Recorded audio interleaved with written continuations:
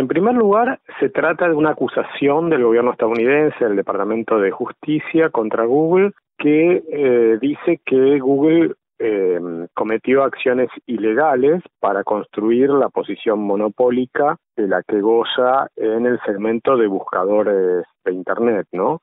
El buscador de Google, por supuesto, es el más utilizado, más del 90% en Estados Unidos. En la Argentina supera el 97% de las búsquedas se realizan a través del motor de búsqueda de Google.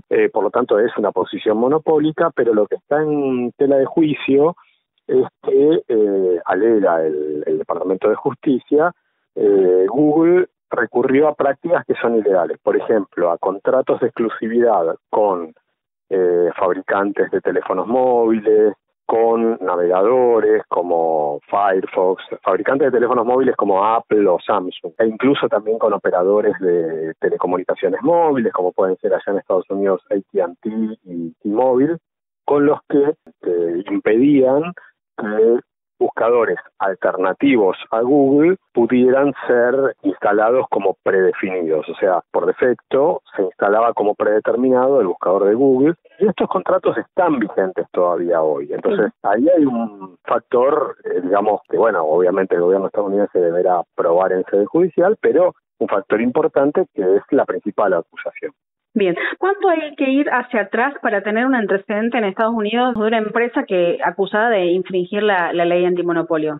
Bueno, por lo menos en el campo de tecnologías de la información hay que irse bastante lejos, porque un cuarto de siglo, 25 años, también un juicio del gobierno contra Microsoft. Tiene algo de semejanza ese juicio con porque en aquel momento a Microsoft se la acusaba de prácticas monopólicas, de prácticas anticompetitivas, porque empaquetaba el sistema operativo Windows para las computadoras de escritorio, para las computadoras personales, junto con el navegador Explorer de la misma empresa Microsoft. Entonces, ese empaquetado constituía una barrera de ingreso al mercado en aquel momento de navegadores de Internet, que, repito, todavía no estaba desarrollada o masificada, mejor dicho, las telecomunicaciones móviles. Por lo tanto, la navegación en Internet era fundamentalmente a través de computadoras de escritorio.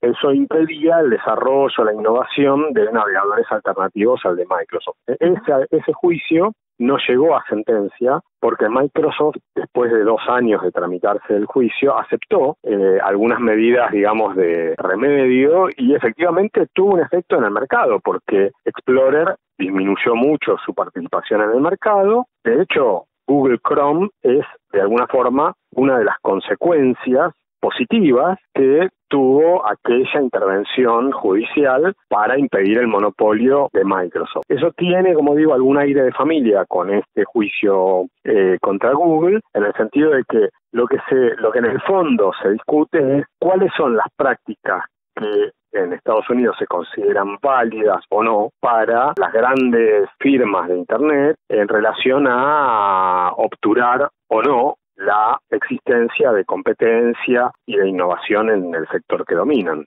De alguna manera, este juicio podría tener este mismo camino, digamos, que termine como ese antecedente que mencionabas.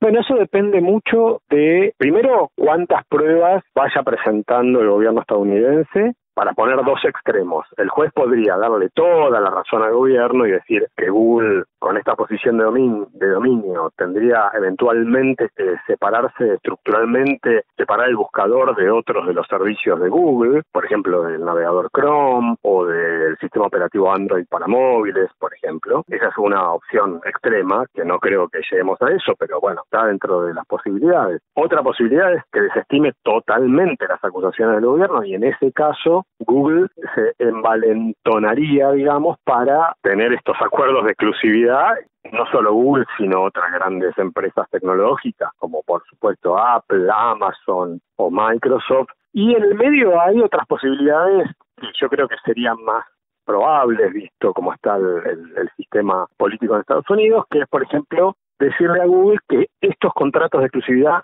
no corren más, digamos, sin ordenar la separación estructural de la empresa, sí señalarle que no puede abusar de su poder de mercado, como lo está haciendo. Este juicio es histórico, digamos, porque en Estados Unidos no pasa con frecuencia. Distinto a veces lo que sucede en Europa con la regulación de las empresas tecnológicas, ¿no? Donde ha habido fallos, digamos, donde se alerta sobre esta dominancia dentro del mercado, ¿no? Europa tiene claramente una perspectiva, una tradición, y en los últimos años, más que una tradición, una intensa actividad antimonopolio. De hecho, en Europa, Google tiene más de 8.600 millones de dólares en multas. Eso no ocurre en Estados Unidos. O sea, digo, sí, Europa efectivamente demuestra una actividad de política pública en esta materia mucho mayor.